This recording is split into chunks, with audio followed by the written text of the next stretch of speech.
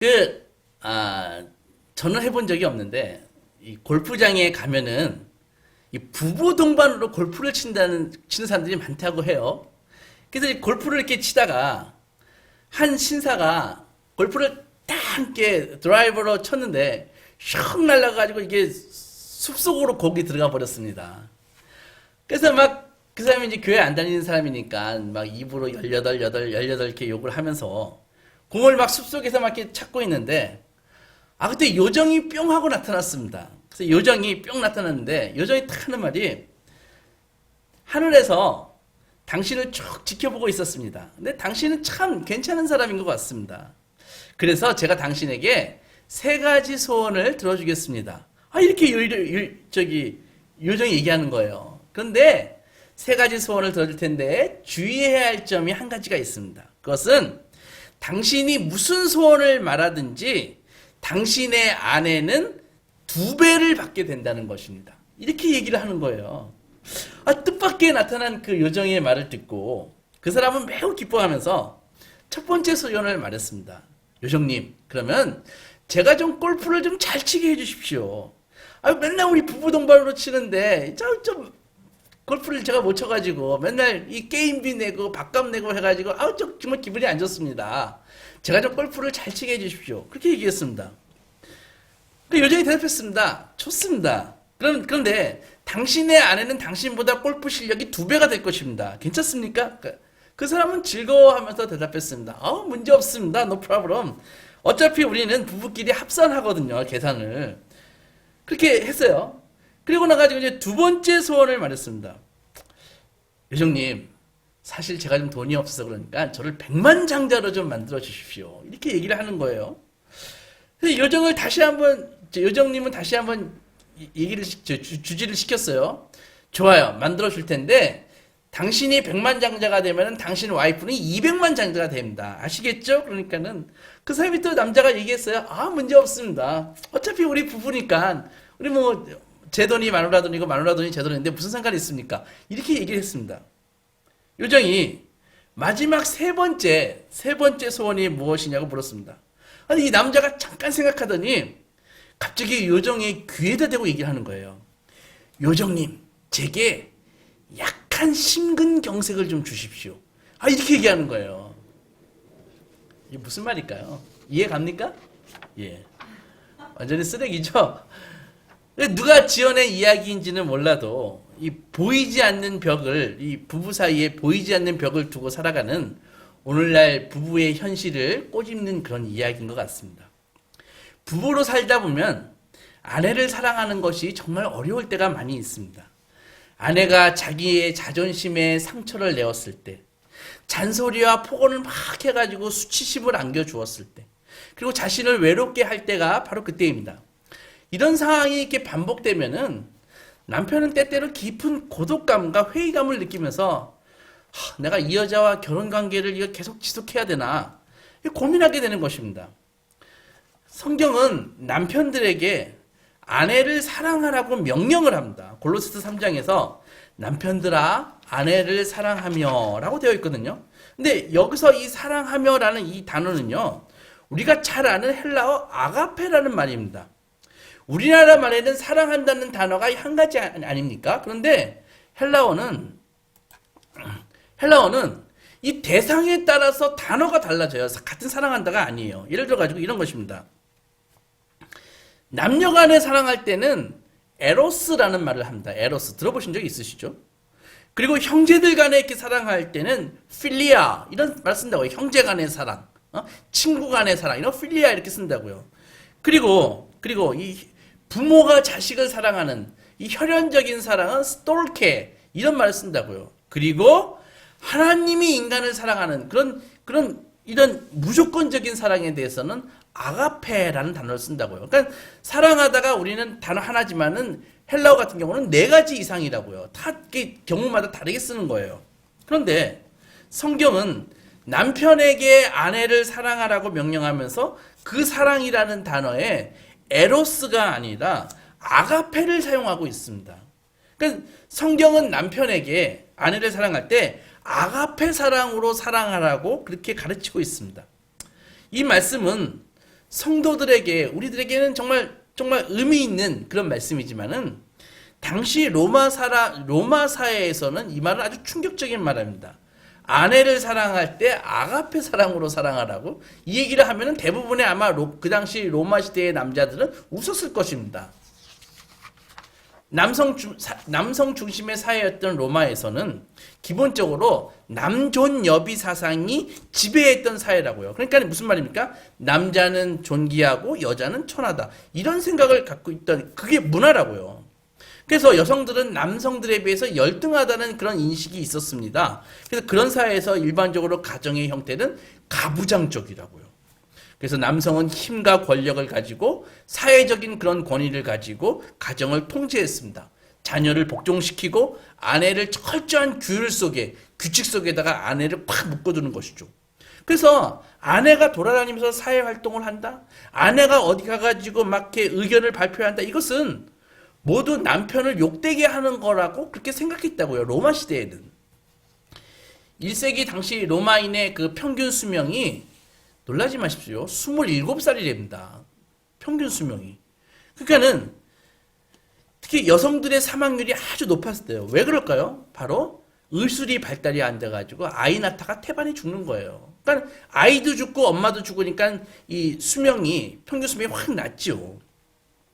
이런 상황에서 여성의 위치는 아주 불안정할 수밖에 없었습니다. 아내도 여성이니까 남성의 그 에로스 사랑의 대상이 될 수는 있었겠지만 모든 상황을 고려해 볼 때 대다수의 그 로마 시대의 남자들은 아내를 아가페 사랑으로 사랑한다 그러면 웃기는 얘기가 되는 것이죠. 여자를 왜 아가페 사랑으로 사랑해? 여자는 에로스적으로 사랑하는 거지. 그러니까 오히려 남자들은요, 여자들을 얕잡아보고 위협했고요. 필요에 따라서는 폭력으로 다스려야 되는 존재로 여겼습니다. 이런 문화 속에서 기독교는, 성경은 아내를 사랑할 때 아가페 사랑으로 사랑하라고 그렇게 가르치거든요.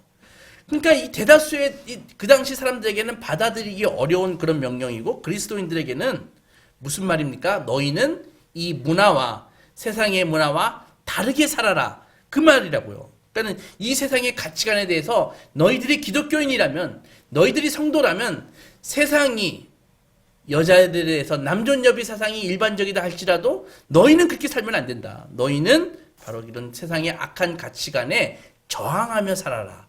이것이 성경의 메시지라고요. 사랑을 철학자들은 이렇게 정의합니다. 타자라 그러죠. 자기가 아닌 다른 사람. 그러니까 자기가 아닌 다른 존재와 끊임없이 관계를 맺고자 하는 경향성. 이렇게 얘기를 하거든요. 이것은 단지 감정뿐만이 아니라 이성에 속한 문제라고요. 그래서 그냥 사랑을 할 때 감정을 따르기보다는 의지가 필요하다라는 것을 얘기해 주고 있습니다. 우리 동양에서는 어떻게 가르치나요? 인의예지를 가르치고 있죠. 그죠? 유교에서는요. 그래서 인간이 어떻게 따라서 어질고, 옳고, 예절 바르고, 지혜를 갖는 것. 이것을 우리 동양에서는 가르쳤다고요. 그래서 인간이 어떻게 노력하며 사느냐에 따라서 인의예지의 삶을 살 수가 있고 아니면은 짐승과 같은 그런 삶을 살게 된다고 가르쳤습니다. 성경은 어떻게 가르칠까요? 누가복음 6장에서 너희가 만일 선대하는 자만을 선대하면 칭찬받을 것이 무엇이냐? 죄인들도 이같이 하느니라. 오직 너희는 원수를 사랑하고 선대하며 아무것도 바라지 말고 꾸어주라. 그리하면 너희 상이 클 것이요 또 지극히 높으신 이의 아들이 되리니 그는 은혜를 모르는 자와 악한 자에게도 인자하시느니라. 나에게 잘 대해주는 사람을 그 사람에게 잘 대해주는 것은 감정적으로 쉽습니다. 그렇죠? 그래서 우리 대부분은 배은망덕한 사람은 아니잖아요. 그죠? 누가 나에게 잘해주면 나도 그에게 잘해주는 것은 아주 우리 쉬운 일이라고요. 감정적으로 문제가 없다고요. 그런데 성경의 명령처럼 원수를 사랑하고 선대하라. 이거는 감정을 거스르는 말이라고요. 우리의 본능을 거스르는 말이라고요. 그러니까 이것은 정말 아주 특별한 이성과 의지가 있지 않는 한 지키기가 불가능하다고요. 성경은 그런데 바로 이 불가능한 사랑을 가지고 아내를 사랑하라고 얘기하고 있습니다.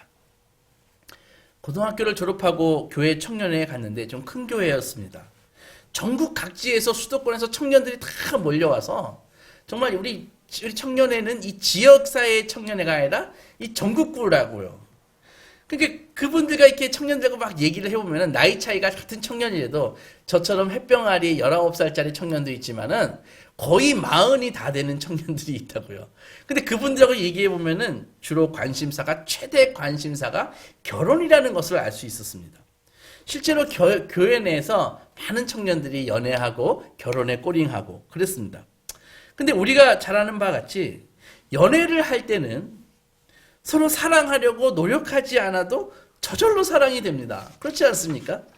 세상에 그 나이 때는 세상에 쉬운 게 연애 아니었나요? 가뜩이나 우리 심지사님처럼 키도 크고 잘생겼다. 그럼 완전히 그냥 벌떼처럼 달려들지 않았을까요? 근데 당시에는 그런 감정이 솟아나는 것이 너무도 당연하게 여겼지만 지금 생각해 보면은 이 사랑의 감정이 이게 항상 일어나는 것이 아니구나. 정말 젊을 때, 특별할 때 하나님이 특별한 기간에 주신 정말 너무나 소중한 선물이었구나. 이것을 제가 깨닫게 됩니다. 만나고 그 당시는 만나고 돌아서면 또 만나고 싶고 밤에 전화기를 들고 통화하다가 피곤해서 그냥 전화기를 잡고 그냥 잠에 빠지는 날이 정말 많았습니다. 이런 사랑은 별 노력 없이 저절로 되는 거예요. 그러나 결혼한 다음에는 항상 그런 식으로 사랑이 되는 것만이 아닙니다. 남편과 아내로 살아갈 때 저절로 사랑이 되는 경우도 있지만 때로는 의지적으로 노력해서 사랑하려고 노력해야 할 때가 많이 있습니다. 그러니까 저절로 되는 사랑이 아니라 해야 하기 때문에 하는 사랑이 아주 필요한 것입니다. 아직 결혼을 하지 않은 분들은 결혼에 대해서 환상이 있습니다.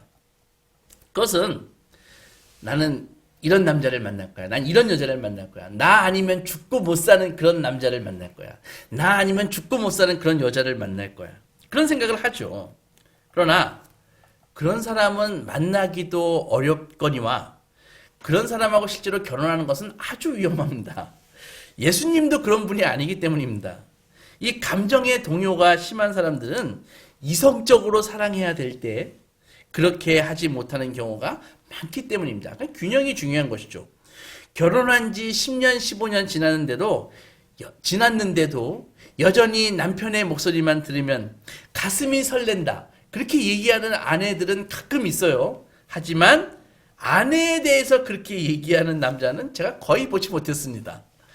오늘날 과학에서는요, 사랑의 감정을 신경 전달 물질, 이 호르몬에서 찾습니다. 그러니까 처음에 사랑에 빠질 때는 전 잘 몰라요. 도파민 같은 화학 물질이 막 이 뇌에서 발생돼서 감정을 막 일으킨다는 거예요. 그런데 그것은 계속되는 것이 아니라 2, 3년이 지나면은 이런 도파민 같은 물질들은 약해져 버리고 이제는 엔돌핀이나 옥시토신 같은 물질이 분배돼서 보다 안정적인 사랑의 감정으로 전환된다고 합니다. 그래서 신혼 때는 콩깍지가 씌워서 상대를 사실 그대로 보지 못한다고 하고, 그런데 그 콩깍지는 길어야 2년, 3년이라는 말을 많이 합니다. 어느 정도 일리가 있지만은 이거 전적으로 받아들일 필요는 없습니다. 왜냐하면은 호르몬이요, 인간의 심리나 행동에 영향을 끼친다는 것은 어느 정도 인정하지만, 인간은 화학 물질에 그대로 반응하는 기계가 아닙니다. 인간에게는 마음이 있고, 인간의 도덕적 행동은 이 뇌 속에 있는 물질뿐만이 아니라 다양한 요인들에 의해서 종합적인 영향을 받으면서 이루어지는 것입니다. 부부로 살아가다가 권태기가 찾아옵니다. 그러다가 아기가 태어나면 부부의 관심사가 아기에게로 옮겨가죠. 그래서 오늘 우리 아기가 배밀이를 했어. 무엇을 짚고 일어섰어. 걸었어. 저는 아이들이 처음 걸었을 때의 감격이 지금도 생생하게 기억이 납니다. 뒤뚱뒤뚱 걷다가 자빠지고 주저앉고. 그러다 첫째 아이가 자라면 아이의 모든 일상이 이제는 예전과 같이 놀라움을 주지는 않습니다. 그때 둘째가 태어나고 그러면 또 새로워져요. 왜냐하면 둘째 아이는 첫째 아이하고 또 다른 즐거움을 주기 때문입니다. 남편과 아내가 그렇게 살다 보면 두 사람 사이에 에로스의 사랑 같은 뜨거움이나 가슴이 설레는 것보다는 이제는 친구 같은 감정이 흐르고 서로를 불쌍히 여기는 마음이 생기고 가족애가 흐르면서 관계가 더 깊어집니다. 그러나 부부는 긴 세월을 살면서 온갖 풍파를 다 겪습니다. 수많은 갈등과 고통이 왔다 사라지고 때로는 그냥 덮고 가고 그러다가 다시 그 고통이 또 찾아오기도 하고 때로는 상대방의 그 결함이 정말 칼이 되어 아물기 어려운 상처를 남기기도 하는 것입니다. 이것이 바로 우리가 살아가는 인생입니다. 그런데 성경은 남편에게 아가페 사랑으로 아내를 사랑하라고 명령합니다. 사랑이 될 때만 사랑하라는 것이 아니라 또한 아내가 사랑스러울 때만 사랑하라는 것이 아니라 아내 사랑할 수 없을 때도 아내를 용서할 수 없을 때도 하나님께서는 아내를 용서하고 사랑하라고 그렇게 명령하십니다. 가능할까요? 한낱 인간에 불과한 남편이 남편도 아내 못지않게 망가진 인간인데 과연 하나님의 사랑인 그 아가페 사랑을 남편이 실천할 수 있을까요? 성경은 인간인 남편에게 왜 그 어려운 에로스 사랑이 아니라 아가페의 사랑으로 아내를 사랑하라고 명령하실까요? 요한일서 4장에서 사랑은 여기 있으니 우리가 하나님을 사랑한 것이 아니요 하나님이 우리를 사랑하사 우리 죄를 속하기 위하여 화목제물로 그 아들을 보내셨습니다 라고 하셨습니다. 성경은 하나님은 사랑이시다라고 말씀하시죠. 우리는 그것을 한번 깊이 생각해 볼 필요가 있습니다. 그것은 바로 하나님의 존재 방식인 삼위일체에서 한번 그것을 생각해 볼 수 있는 거라고요. 대부분의 신들은요, 우리가 알고 있는 신들은 그 신이 진짜건 가짜건 간에 하나입니다. 그죠? 혼자 있는 것입니다. 그런데 정말 특별하게, 독특하게 오직 성경의 하나님만 성부, 성자, 성령 하나님이 영원 전부터 사랑으로 하나 되어 존재하셨다라고 가르치고 있습니다. 성경에서는 이것을 관계적 하나님이라고 하는데 삼위께서는 서로 영원 전부터 사랑으로 그 삼위께서 친교하시고 사랑하시고 존재하셨습니다. 그렇기에 하나님의 그 형상대로 창조된 우리 인간도 우리도 내가 아닌 다른 사람과 사랑 안에서 가족을 이루고 교제하며 살 수 있는 것입니다. 그래서 아담과 하와가 서로 사랑했을 때 그것은 두 사람만 이렇게 탁 묶는 그런 사랑이 아니라 그 사랑이 자식에게로 이웃에게로 온 인류에게로 확장되기를 하나님은 바라셨다고요. 그리하여 자연과도 화목한 관계를 이루고 그래서 그 사랑이 하나님과 이웃을 향해서 끝없이 뻗어나가기를 원하셨습니다. 그러나 인류가 타락했잖아요. 그러니까 모든 관계가 다 깨져버린 것입니다. 선악을 알게 하는 그 나무의 실과를 먹고 나서 하나님 앞에 범죄하고 나니까 바로 범죄는 하나님께 했는데 관계는 부부관계가 바로 깨져버렸습니다. 아담이 뭐라 그랬습니까? 하나님이 너 왜 내가 먹지 말라던 선악을 알게 하는 나무 먹었냐? 하니까 아담이 뭐라고 변명했습니까? 하나님이 나에게 주신 저 여자가 나에게 주어가지고 내가 먹었어요. 바로 이렇게 하나님께 변명을 하잖아요. 아내를 들이밀면서. 그러니까 바로 그 자리에서 관계가 깨져버리는 것입니다. 이 관계가 깨어지면 이 사랑의 결핍이 되고요. 미움이 생기고요. 시기 등으로 나타났습니다. 그러니까 바로 어떤 일이 나타났습니까? 아담의 자식들 간에 바로 아벨과 가인 간에 가인이 아벨을 시기에서 질투해서 때려 죽이잖아요. 살인이 바로 일어나잖아요. 그러니까 하나님과의 관계가 깨지니까 바로 부부의 관계, 자녀들과의 관계 다 깨져버리는 것이죠. 인간이 정복하고 다스려야 할 자연이 절대로 이제는 더 이상 인간에게 우호적이지 않습니다. 오히려 바이러스 같은 거를 막 만들어내고요. 물에서 빠져 죽게 되고요. 이렇게 오히려 자연을 다스리면서 살아야 할 존재가 자연을 두려워하면서 사는 존재로 바뀌었다고요. 그래서 이제는 땀 흘려 노동을 하는 이 고통을 통해서 겨우 먹고 살 수 있는 그런 존재가 되었습니다. 이런 비참한 상태가 되어버린 인간에게 사랑의 하나님은요, 그냥 방치하지 아니하시고 회복의 가능성을 열어주셨죠. 그것이 바로 하나님께서부터 영적인 생명과 사랑을 받는 것입니다. 그렇게만 될 수 있다면은 하나님께로부터 다시 영적인 생명과 사랑을 받을 수만 있다면 인간은 하나님의 형상을 부여받은 존재답게 다시 회복할 수 있다는 것이죠. 그래서 이 사랑이, 하나님의 이 사랑의 정점이 무엇입니까? 클라이막스가 무엇입니까? 바로 예수 그리스도께서 이 세상에 오신 사건이시죠. 하나님 자신이 사람의 몸을 입고 이 세상에 오신 것이죠. 그래서 이 세상에 오신 성자 하나님께서는 가난하고 병들고 고통받는 사람들과 함께 하셨고 마지막에는 인류의 죄를 대속해서 십자가에서 못 박혀 죽으셨습니다. 우리 주 예수께서는 하나님 아가페 사랑의 바로 현현 나타남이십니다. 그리고 예수 그리스도를 영접해서 이제 주인으로 모신 모든 성도는 예수님처럼 아가페 사랑을 할 수 있는 것입니다. 그러니까 조건이 무엇입니까? 우리가 아내를 아가페 사랑으로 할 수 있는 조건이 무엇입니까? 바로 예수님을 영접하는 것이죠. 에베소서 5장에서 그리스도께서 너희를 사랑하신 것 같이 너희도 사랑 가운데서 행하라. 그는 우리를 위하여 자신을 버리사 향기로운 제물과 희생 제물로 하나님께 드리셨느니라. 여기서 예수께서 그리스도께서 너희를 사랑한 것 같이라는 표현을 헬라어로 찾아보면 거기에서도 아가페라는 말이 나온다고요. 그러니까는 예수께서는 우리를 아가페 사랑으로 사랑하신 것입니다. 예수께서 우리를 아가페 사랑으로 사랑하셨다는 것을 입증하셨다고요. 그래서 성경은 이런 아가페 사랑으로 남편들에게 아내를 사랑하라고 말씀하고 있습니다. 에베소서 5장에서 25절에서 남편들아 아내 사랑하기를 그리스도께서 교회를 사랑하시고 그 교회를 위하여 자신을 주신 같이 하라라고 말씀했습니다. 아내들이 남편에게 복종하라고 하신 말씀에 대해서 여러분들 이렇게 생각하는 여자분들이 있어요. 지금이 어떤 시대인데 남편에게 복종하냐?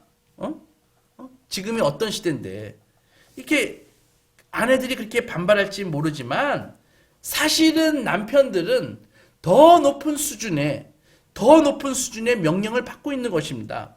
그리스도께서 교회를 사랑함 같이 아내를 사랑하라 이렇게 명령하시거든요.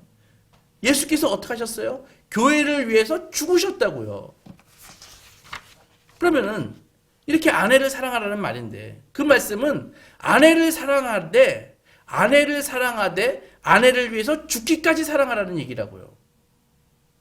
이것이 가능할까요? 예수께서는 교회를 정결하게 하고 온전하게 하시기 위해서 자신을 십자가에서 제물로 바치셨습니다. 그뿐 아니라 지금도 구원받은 우리를 끊임없이 돌보시고 용서하십니다.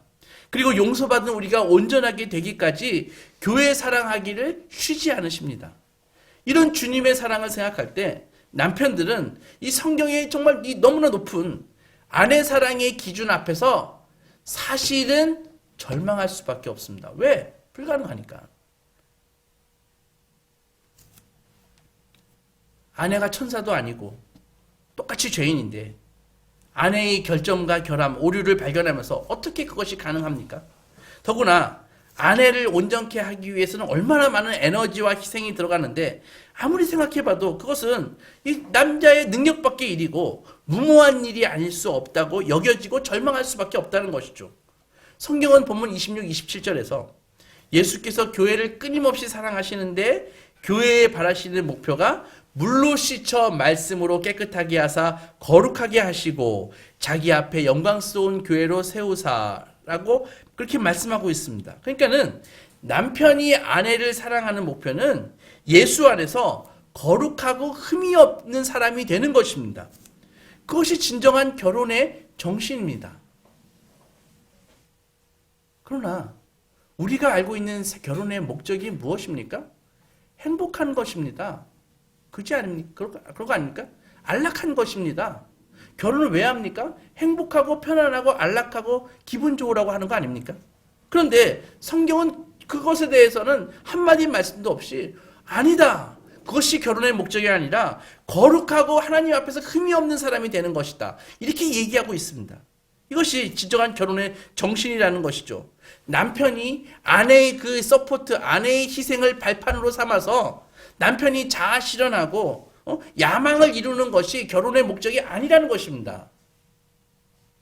오히려 남편은 아내를 만나서 그의 허물과 잘못, 나쁜 것을 발견할 때마다 이렇게 생각해야 되는 것입니다.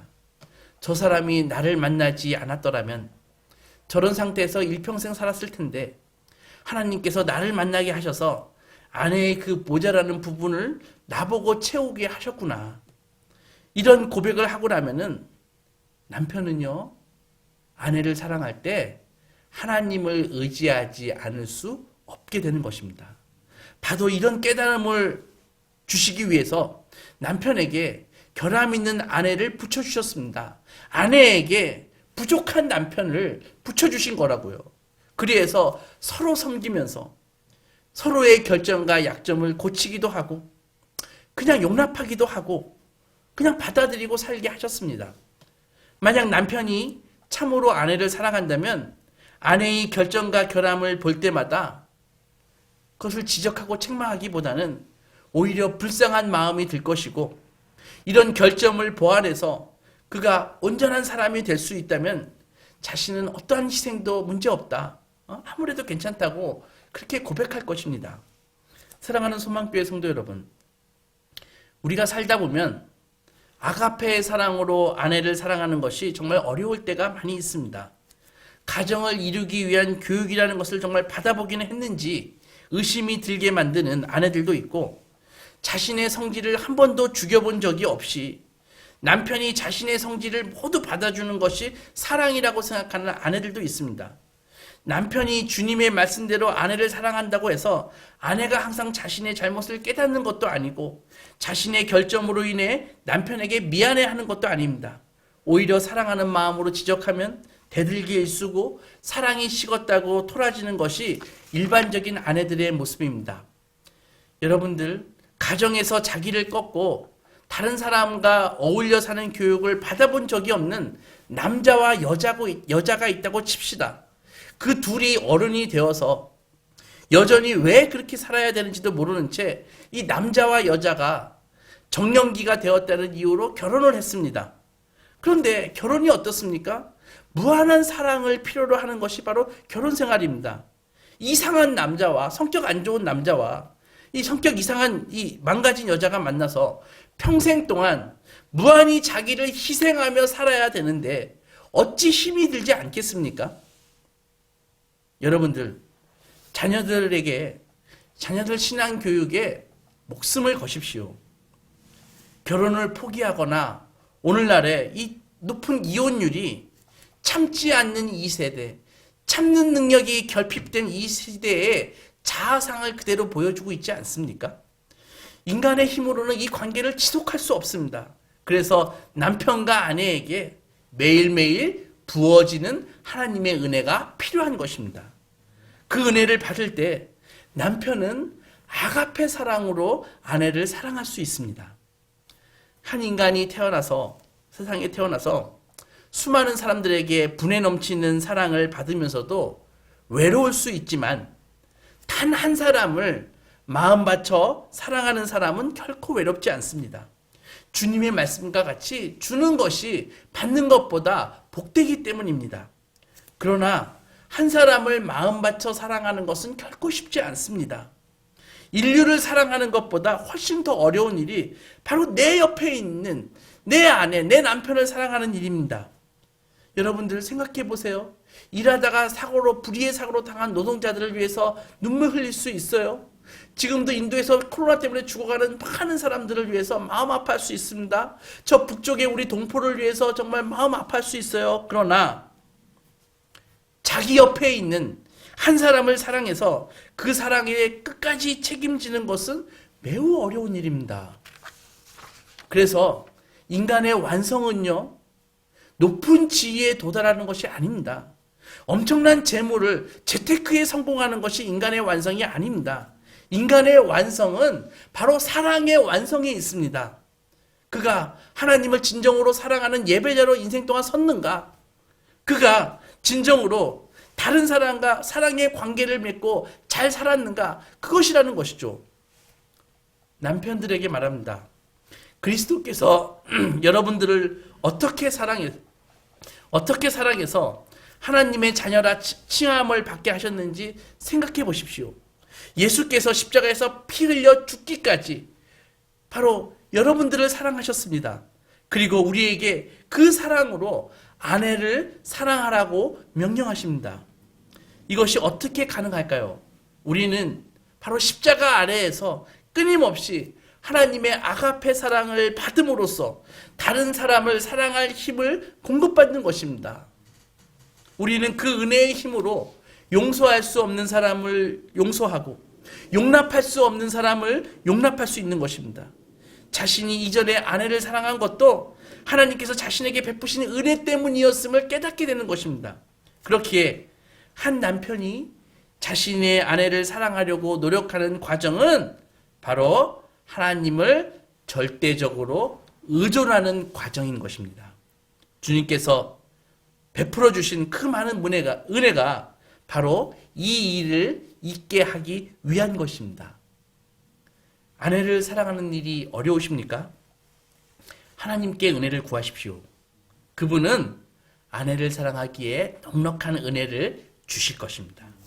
아내와 가족을 위해서 매일 주님 앞에 무릎 꿇는 기도의 삶을 사시는 소망의 자녀들이 되시기 주님의 이름으로 축원합니다.